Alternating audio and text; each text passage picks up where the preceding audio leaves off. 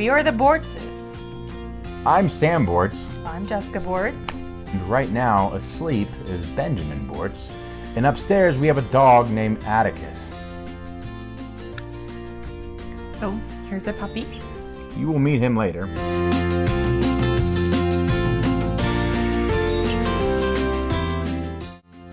We live in Colorado.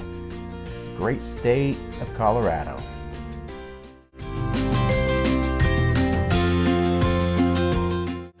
I am from Indiana.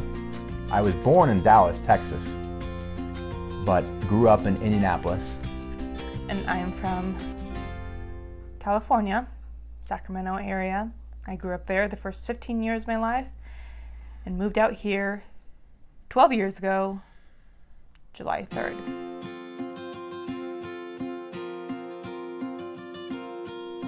I got here when I was transferred from Fort Sill, Oklahoma with the Army and stationed at Fort Carson, Colorado in 2011. And in 2006, I moved out here middle towards the beginning of high school with my family.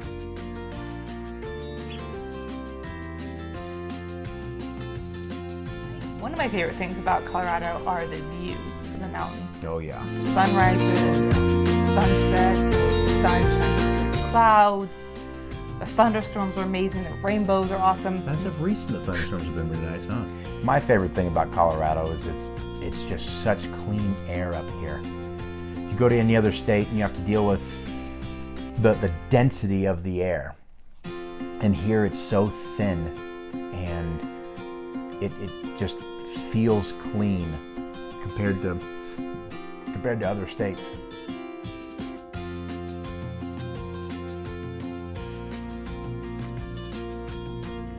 How much Colorado costs to live here. No one really understands how much it truly costs to live here.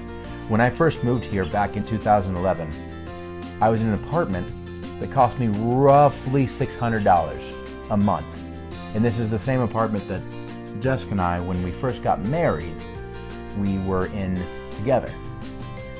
Now, the same apartment, it's a 2-bedroom apartment, under 1,000 square feet. I think it was actually under 900 square feet, is now almost $1,000 a month. The way that the price of Colorado has gone up, it hurts a lot. Yeah. The place that we are in currently here, it's a miracle that we found this place to fit our needs for the time being, and thankfully not breaking the bank for us. It's unheard of. My least favorite thing about Colorado are the drivers, and also how long the winter seems to last here. Now, I'm from California, and I didn't really get snow, freezing cold weather, but it's a dry cold here. It seems like it lasts the majority of the year. And then the drivers here, it's just the altitude. I know that everybody says that the drivers in their state are really bad. No. The drivers in Colorado are some of the worst things I've ever seen in my life.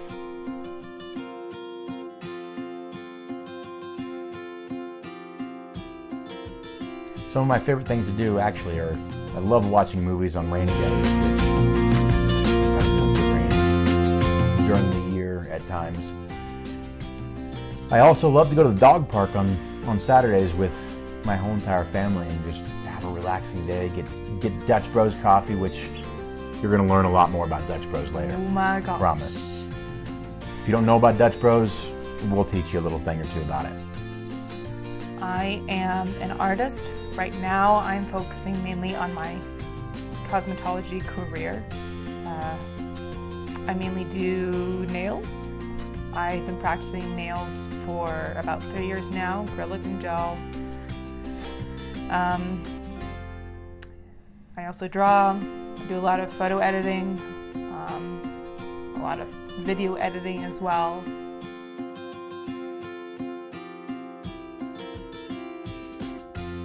Describing myself in 3 words: genuine, passionate, authentic. So to describe myself in 3 words, I would really say honest, passionate, and driven.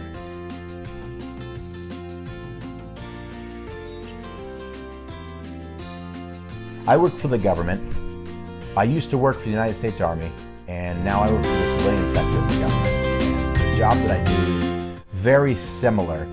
I am a logistics analyst, and so what I do is I look at property that belongs to the government, and I ensure that we are properly maintaining it to the standards that the government sees fit. I also deal with getting rid of equipment that needs to be gotten rid of that is old or that has served its use and we no longer need it. So what we call that is life cycle logistics, from cradle to grave. I am a stay-at-home mom, aspiring traveling cosmetologist in the future. If anyone thinks that a stay-at-home mom isn't a full-time job, you're wrong. It's messy, to say the least. Very messy. Sometimes it's very emotionally, physically, and mentally draining, but we have like the coolest kid ever, so it's all worth it. Totally worth it. It's always gonna be worth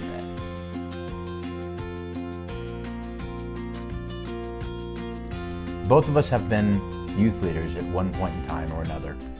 And when I met Jessica, I was a youth leader and we went to a Christian conference for youth.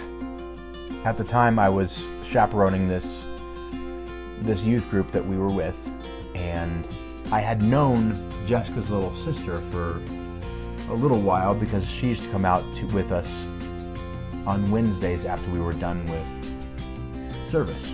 So she actually introduced us in a way. Julia, her little sister, talked me up one side and down the other, which Jessica has said that Julia has never done ever before, and now she talked me up. We met.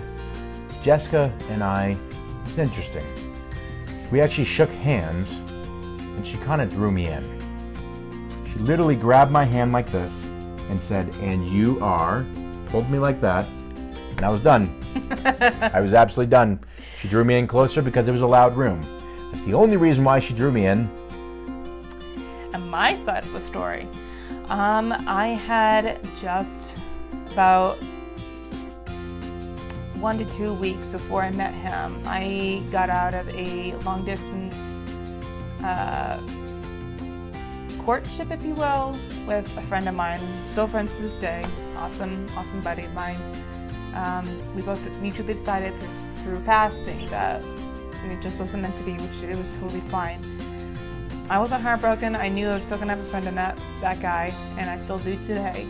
But at that point in my life, I had finally come to the place, like no bad emotions or anything, but I just said, God, I'm done. I'm gonna be single for the rest of my life. I'm gonna have a whole bunch of dogs and just die happy as a crazy dog woman. Because I hate cats. I don't like cats. Fun fact. Sorry for everyone who loves cats. So, about around this time that took place, of course, my little sister Julia, good friends with him at the youth group, like he said, was talking all about Sam. Oh, you need to meet Sam. Sam is this really cool guy. Oh, you'd really like Sam. Of course, at the time, I told God, no, I'm done. So I'm like, whatever. So the youth conference came around, and I frequent it because it's at a church that I used to go to back in the day. So kind of like for funsies, old time's sake sort of thing, I always go every year. I get there once I'm all done with work, and my sister comes up to greet me, and there's no, "Hi Jessica, how are you? How was your day?" It's like, Jessica, oh my gosh, Sam's here, you gotta meet him. And of course I'm rolling my eyes like, oh boy, this Sam dude. Fine, I'll go meet the guy, whatever. And so walked into this big old room, and immediately upon walking into the room, I hadn't even looked at him, like I haven't seen his face yet. And when I walked into the room, I knew exactly who he was. And at the time, his back was turned to me. I just walked in the room, and God said, "That's him.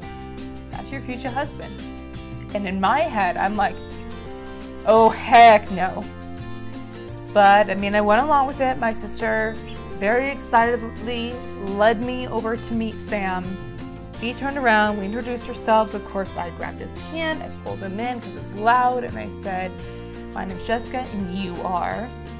And we just conversed a little bit, and the conference went on, and I just kind of stood in the back of the room, eyeballing him the entire time because, I mean, he's cute. So, but I had a conversation with God the entire time going, no, this can't be my future husband. This cannot be it. I just told you not even 2 weeks ago. I'm done. I am over it.